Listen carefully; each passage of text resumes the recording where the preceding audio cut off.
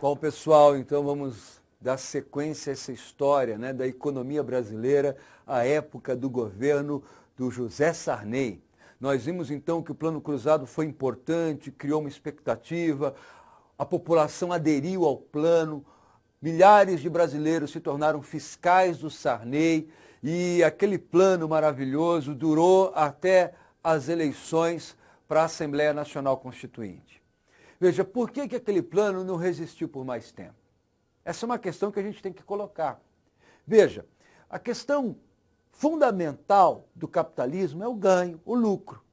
Se existe procura por mercadorias e a oferta não é tão grande, o que deve acontecer com o preço? Deve subir.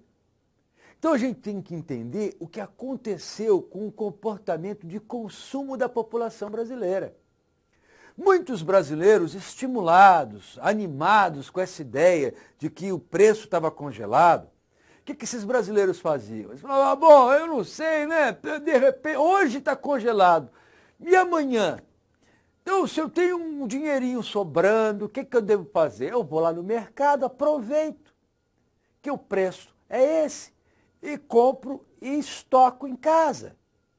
Então, esse foi o comportamento de consumo de muito brasileiro. Então, as pessoas iam ao mercado, compravam produto e colocavam em casa. Veja, a demanda foi crescente. E as empresas estavam preparadas para aquela euforia também de consumo. Muitos diziam, olha, a capacidade ociosa da empresa não existe mais. Tem que ter mais investimento, só que vai demorar. O que a gente precisa agora é fazer o quê? Flexibilizar o preço. Veja, a lei da oferta e da procura.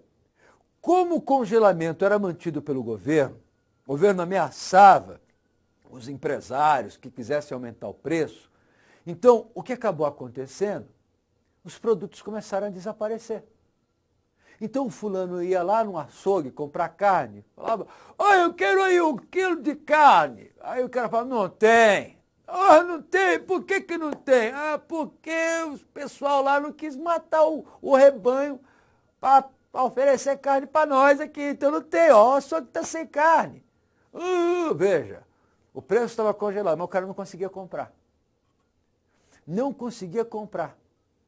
Mas aí chegava um camarada que tinha grana, dinheiro, e falava assim, olha, eu vim comprar 1 quilo de carne. Aí o açougueiro falava, não tem. Ele falava, como não tem, cara? Eu quero carne. Como que não tem carne? Olha, tem um jeito aí, viu, de conseguir essa carne, mas é o seguinte, tem um ágio. Se o senhor me pagar uma diferença em relação a esse preço que está congelado, eu consigo a carne para o senhor. Veja, o camarada que tem dinheiro, paga. Aqui o dinheiro, pô, agora me dá essa carne. E aquele camarada que não tem condição de pagar o ágio, fica o que? Roendo o osso. Então a situação era de desabastecimento. A Rede Globo, sei lá, a Rede Globo teve até o Globocóptero, que foi para o campo, cara, para pesquisar onde que estava o gado, que o gado tinha sumido. Para a gente entender a situação, não dá para você sustentar um negócio desse.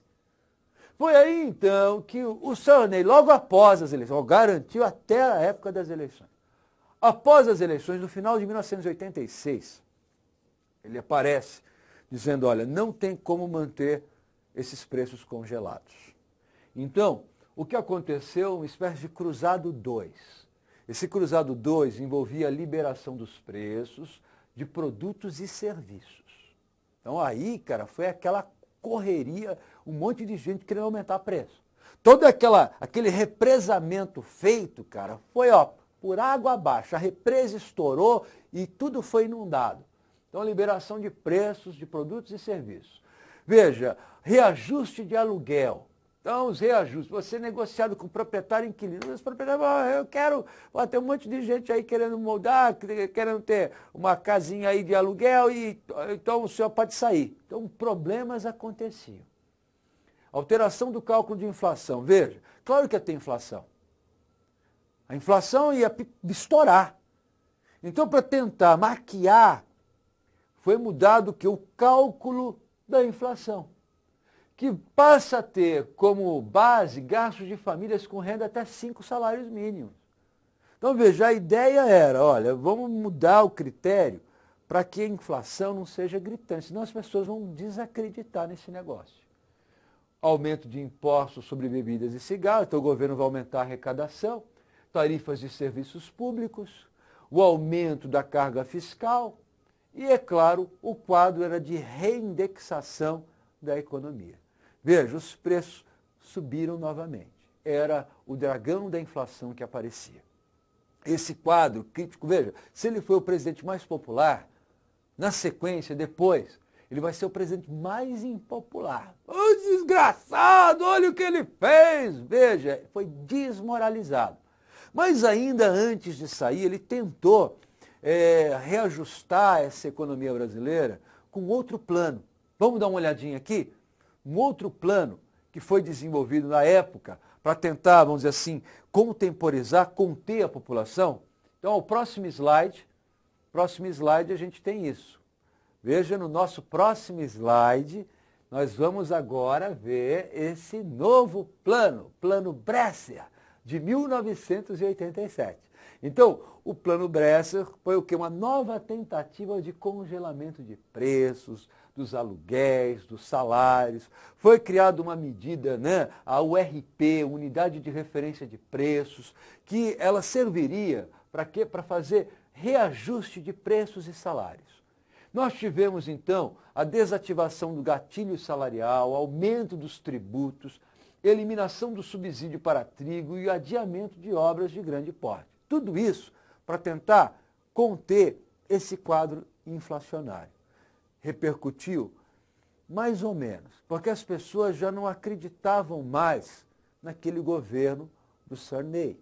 Não acreditavam mais que o congelamento de preços seria uma solução, porque já havia sido tentado antes e aquilo não tinha dado certo.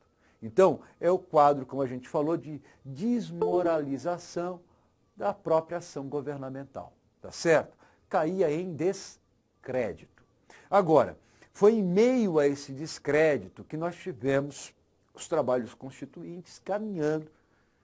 E aí, em 1988, no dia 5 de outubro de 1988, nós tivemos uma nova Constituição no Brasil. Essa nova Constituição, que ocorreu na época ainda do Sarney, nós veremos na nossa próxima aula. Beleza? Então, bons estudos, façam os exercícios que estão aí para realização, tá certo? Confiram o gabarito e a gente tem mais aulas sobre Sarney na sequência. Um abraço e coragem. Vamos lá!